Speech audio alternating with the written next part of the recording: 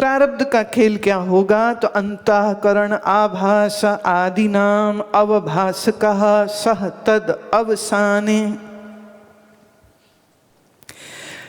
जीवन मुक्त अपने मन की हर बदलती हुई परिस्थिति को साक्षी होकर देखता रहता है।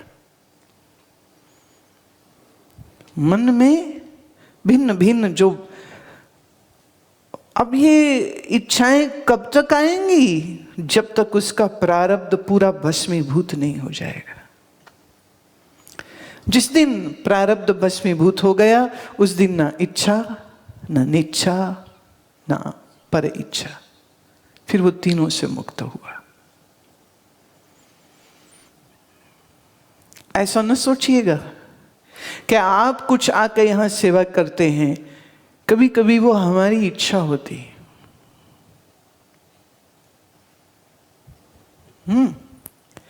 कभी कभी पर इच्छा होती, हमारे आसपास जो हैं उनकी इच्छा होती कि ऐसा कुछ हो, लेट्स डू इट। और कभी कभी कुछ ऐसा भी होता है, मेरी इच्छा नहीं है फिर भी हो रहा है, क्योंकि वो प्रारब्ध का हिस्सा है। और प्रारब्ध बड़ी बली होती है। प्रारब्ध के भोग से न राम बचे, न कृष्ण बचे, न वशिष्ठ बचे, न विश्वामित्र बचे। प्रारब्ध के भोग से कोई नहीं बचा, फिर जैसी भी हो वो। प्रत्यक आनंद पराब्रह्मणि प्राणी लीन सती। भीतर में वो हमेशा आनंद में रहता है। और जिस दिन उसका प्रारब्ध क्षीण हो गया, माने मर गया, जिस दिन उसका प्रारब्ध, उस दिन उसके शरीर का प्राण महाप्राण में लीन हो जाता है। और फिर अज्ञान तत्कार्य संस्काराणाम अपि विनाशात्। अज्ञान अपने प्रभावों के सहित और अज्ञान अपने संस्कारों के सहित उस दिन पूर्ण रूप से नष्ट हो जाता है। जीवन मुक्त का शरीर कब तक चलेगा? जब तक उसका प्रारब्ध कर्म पूरा समाप्त नहीं होता।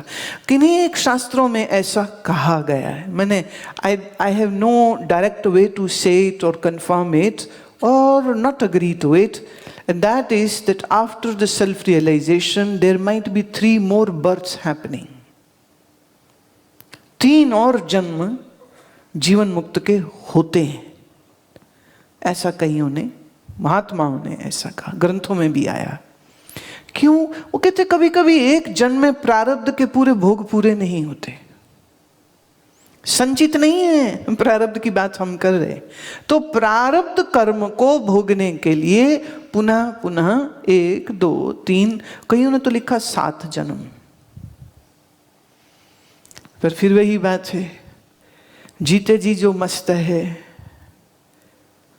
जन्म हो जाए तो भी मस्त है, ना हो तो भी मस्त है। प्रारब्ध का भोग आएगा तो वो भोग लेगा, और प्रारब्ध कहे बस डन, ठीक है, फिनिश। परम कैवल्यम आनंदा एक रसम अखिल भेद प्रतिभासा रहितम। वो कैवल्य को प्राप्त हो जाता है। कैवल्य माने अद्वैत की वो स्थिति, निर्विकल्पता की वो स्थिति जिसमें से अब मन कभी बाहर नहीं आएगा। और जब, अच्छा मन कब तक चलता है? वही जब तक प्रारब्ध है। प्रारब्ध की फोर्स से मन कार्य कर रहा है, और जब प्रारब्ध की फोर्स ही खत्म हो गई तो मन खत्म, मन खत्म, तो शरीर में जो प्राण संचारित हो रहे वो खत्म, और जब वो खत्म तो शरीर खत्म। अब क्या स्थिति है? अब इसको कैवल्य की स्थिति बोलते हैं। जो आनंद एक रसम, एक रसता में है, अकिल भेद प्रतिभास रहितम। और अब ये जो प्रतिभासित जगत है, अब ये भी उसके लिए रहता नहीं। जगत का आभास तब तक जब तक इंद्रियां और मन है। जब इंद्रियां ही नहीं रही, जब मन ही ना रहा, तो अब आभास जगत का भी क्या होगा? वो उससे भी रहित हो जाता है। अखंड ब्रह्म अवस्थिते, और वो हमेशा ब्रह्म में लीन नहीं कह सकते, ब्रह्म में समा गया ये भी नहीं कह सकते, एक्चुअली कुछ भी नहीं कह सकते। तो इसे शब्द रहितम स्थिति कहना चाहिए। हालांकि जैसे कोई महात्मा शरीर छोड़े तो हम बोलते हैं ब्रह्मलीन हो गए। तो कई बार सुनने में ऐसा लगता है अच्छा जैसे वो नमक की पुतली गई सागर में लीन हो गई, ऐसे वो महात्मा ब्रह्म रूपी सागर में लीन हो गए थे क्या? ना, पुतली और सागर के उदाहरण में सागर अलग है, पुतली अलग है। तो दो एक में एक लीन हो जाए, तो जब एक ही हो तो कौन किस में लीन होगा?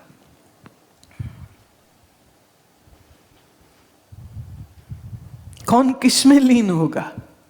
कोई किसी में लीन नहीं हुआ।